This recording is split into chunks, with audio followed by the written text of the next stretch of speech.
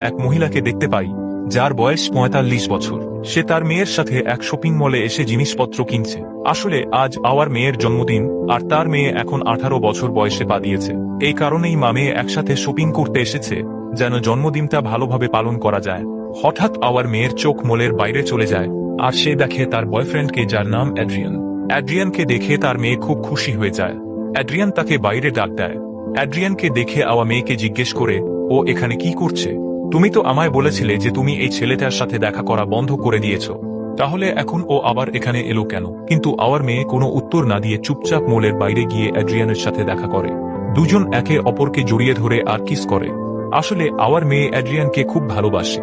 ওরা অনেকদিন ধরেই একে অপরের সাথে সম্পর্কে আছে, কিন্তু এই সম্পর্কটা আওয়ার একেবারেই পছন্দ না। শপিং শেষ হওয়ার পর আওয়া মলের বাইরে আসে আর গাড়ির ট্রাঙ্কে জিনিসপত্র রাখতে থাকে। এই সময় অ্যাড্রিয়ান আওয়ার মেয়েকে বলে, উফ, আমি তো ভুল করে বাড়ির চাবিটা নিয়ে চলে এসেছি। এখন আমার বাবা ঘরের ভিতরে যাবে কিভাবে? এই কথা শুনে আওয়া বুঝে যায় তার মেয়ে তাকে না জানিয়ে অ্যাড্রিয়ানকে জন্মদিনের পার্টিতে তাদের একটি লেকের ধারে থাকা একটা বাড়িতে ইনভাইট করেছে। এটা জানার পর আওয়ার মনটা খারাপ হয়ে যায়, কারণ সে চেয়েছিল সে তার মেয়ের সাথে তার জন্মদিনটা উদযাপন করবে। কিন্তু পরে আওয়া ভাবে তার মেয়ে তো এখন আর ছোট নেই, সে নিজের জীবনের সিদ্ধান্ত নিজেই নিতে পারে। এই ভেবে আওয়া কিছু বলে না। তারপর আওয়া গাড়িতে জিনিসপত্র গুছিয়ে নেয়, আর তার মেয়ের সাথে অ্যাড্রিয়ানকেও গাড়িতে তুলে নেয়। ওরা তিনজন মিলে রওনা দেয় সেই লেকের ধারে থাকা তাদের বাড়ির দিকে। আসলে আওয়া অ্যাড্রিয়ানকে ঘৃণা করে না, বরং তার দিকে কিছুটা আকৃষ্ট বোধ করে, আর এই কারণেই সে তার থেকে একটু দূরত্ব রাখতে চায়। অন্যদিকে অ্যাড্রিয়ানও আওয়ার দিকে অদ্ভুতভাবে তাকাতো। এই কারণেই আওয়া চাইতো না অ্যাড্রিয়ান ওদের সাথে আসুক। কয়েক ঘন্টা গাড়ি চালানোর পর ওরা লেকের ধারে থাকা সেই বাড়িতে পৌঁছায়। এই বাড়িটা ওদের ফ্যামিলি হলিডে হাউস, একটা একেবারে শান্ত সুন্দর জায়গায় বানানো, আর একদম পাশে একটা লেকও আছে। গাড়ি থেকে নেমে আওয়া জিনিসপত্র বের করতে থাকে, আর মেয়েকে বলে, তুমি এগুলো ঘরের ভেতরে নিয়ে যাও। মেয়েটা জিনিসপত্র নিয়ে বাড়ির দিকে যেতে যেতে অ্যাড্রিয়ানকে বলে, চলো তোমায় আমার ঘরটা দেখাই। কিন্তু অ্যাড্রিয়ান বলে, তুমি যাও, আমি আরো কিছু জিনিস নিয়ে আসছি। এদিকে আওয়া কিছু বলে না, চুপচাপ গাড়ি থেকে বাকি জিনিস বের করে ভিতরে যেতে থাকে। অ্যাড্রিয়ানও পেছন পেছন জিনিসপত্র নিয়ে বাড়ির ভিতরে আসে। তখন আওয়া তাকে বলে, আরো ১ ঘন্টার মধ্যে তোমার বাস আসবে, তখন তুমি এখান থেকে চলে যেও। এই কথা শুনে অ্যাড্রিয়ান চুপ করে থাকে। তারপর অ্যাড্রিয়ান আওয়ার কাছে আসে আর বলে, আমি ইচ্ছে করে এখানে আসিনি, আপনার মেয়েই আমাকে ইনভাইট করেছে যাতে আমরা সবাই মিলে তার জন্মদিনটা ভালোভাবে সেলিব্রেট করতে পারি। আমি যদি এখন চলে যাই তাহলে ও খুব কষ্ট পাবে। আপনি কি চাইবেন না আপনার মেয়ে তার জন্মদিনে খুশি থাকুক? এই কথার উত্তরে আওয়া কিছু বলে না। এরপর আওয়ার মেয়ে আওয়ার কাছে আসে আর বলে সে অ্যাড্রিয়ানের সঙ্গে লেকে স্নান করতে যাচ্ছে। আওয়া অ্যাড্রিয়ানকে দেখে যে বাইরে বসে আছে। তখন সে তার মেয়েকে বলে, আমাদের তো জন্মদিনের অনেক কাজ বাকি, আর ঘরেও অনেক কিছু গুছোতে হবে। এই কথায় আওয়ার মেয়ে বলে, এখন তো দুপুর ১২টা বাজে, এখনো অনেক সময় আছে আমাদের হাতে। এই বলে মেয়েটা অ্যাড্রিয়ানের সঙ্গে লেকে যায়, আর আওয়া ঘর পরিষ্কার করতে লেগে পড়ে। কিন্তু কাজ করতে করতে আওয়ার চোখ বারবার অ্যাড্রিয়ানের দিকেই চলে যায়। সে চেষ্টাও করে ওর দিকে না তাকাতে, কিন্তু নিজেকে আটকে রাখতে পারছিল না। ভিতরে ভিতরে ওর মধ্যে এক অদ্ভুত উত্তেজনা কাজ করছিল। আওয়ার স্বামী বহুদিন আগেই মারা গেছেন, সেই থেকে ও একা। তার ভিতরেও কিছু স্বপ্ন, কিছু ইচ্ছা ছিল যেগুলো এতদিন চেপে রেখেছিল, কিন্তু এখন যেন সেগুলো একটু একটু করে বেরিয়ে আসছে। অবশেষে আওয়া নিজের কাজ ফেলে বাইরে আসে, আর দেখে অ্যাড্রিয়ান তার মেয়ের সঙ্গে লেকে মজা করছে। ও ভাবে, যখন আমি স্কুলে পড়তাম তখন আমিও এরকম মজা করতাম। তারপর আওয়া আবার ফিরে গিয়ে মেয়ের জন্মদিনের সাজগোজে মন দেয়, আর বাকি ঘরের কাজেও ব্যস্ত হয়ে পড়ে। এই সময় যখন আওয়া ঘর পরিষ্কার করছিল, তখন হঠাৎ ওর মনে হয় কেউ যেন ওর পিছনে দাঁড়িয়ে আছে। ও ঘুরে তাকায় আর দেখে অ্যাড্রিয়ান দাঁড়িয়ে আছে। ও জিজ্ঞেস করে, তুমি এখানে কি করছো? অ্যাড্রিয়ান বলে, আমি সানস্ক্রিন নিতে এসেছি। আওয়া বলে, তাহলে খুঁজে নাও। অ্যাড্রিয়ান ওর চোখের দিকে তাকিয়ে আস্তে আস্তে ওর দিকে এগোতে থাকে, আর এক দৃষ্টি তাকিয়ে থাকে। সে খুব কাছে চলে আসে আওয়ার। এটা দেখে আওয়ার শরীরের ভিতরে একটা কাঁপুনি শুরু হয়, কিন্তু ও সেখান থেকে নড়ে না, কারণ ও অ্যাড্রিয়ানের দিকে টান অনুভব করছিল। তবে ও নিজেকে আর সামলাতে না পেরে কোনো রকমে পালিয়ে বাথরুমে ঢুকে যায়, সেখানে গিয়ে জল খায়। তারপর সানস্ক্রিন নিয়ে এসে অ্যাড্রিয়ানকে দিয়ে বলে, তুমি এখন এখান থেকে চলে যাও। অ্যাড্রিয়ান কিছু না বলে সানস্ক্রিন নিয়ে আবার লেকে চলে যায়, আর আওয়ার মেয়ের সঙ্গে আবার মজা করতে শুরু করে। কিছু সময় পর বিকেল হয়ে আসে। অ্যাড্রিয়ান আর আওয়ার মেয়ে লেকে স্নান সেরে ঘরের দিকে যেতে থাকে, কিন্তু আওয়া অ্যাড্রিয়ানকে বাইরে থামিয়ে দেয়, আর তার মেয়ে ভিতরে ঢুকে যায়।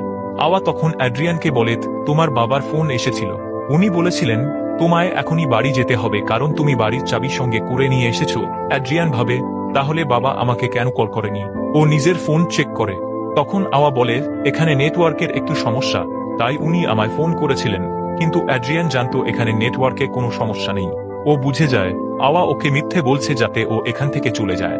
তাই অ্যাড্রিয়ান আওয়াকে বলে, আমি জানি আপনি চান না আমি এখানে থাকি, কিন্তু একবার আমাকে সুযোগ দিন। খুব শিগগিরই আপনি বুঝে যাবেন আমি একটা ভালো ছেলে। এই কথায় আওয়া রেগে গিয়ে বলে, আমি কি তোমার বাবাকে ফোন করে জানিয়ে দেব তুমি আমার মেয়ের সঙ্গে সম্পর্ক রাখছো?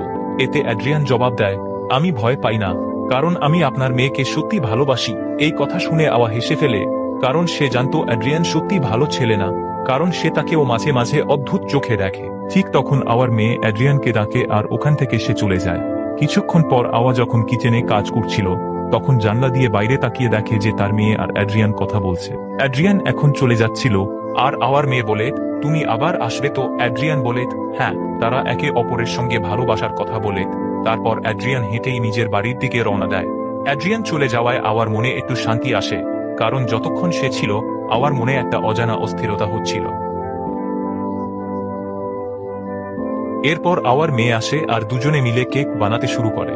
তার মেয়ে জিজ্ঞেস করে, তুমি অ্যাড্রিয়ানকে কেন পছন্দ করো না? ও তো সারাক্ষণ তোমার কথাই আমাকে বলে। এই শুনে আওয়ার মন ভালো হয়ে যায়।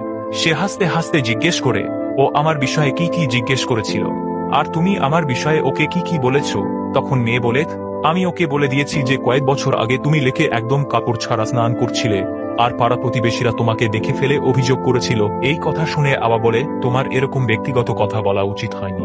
তারপর মেয়েটা জিজ্ঞেস করে, আমরা যে দুধ মল থেকে কিনেছিলাম সেটা কোথায়? আওয়া বলে, দুধ তো এখানেই ছিল। বলে সে খুঁজতে শুরু করে।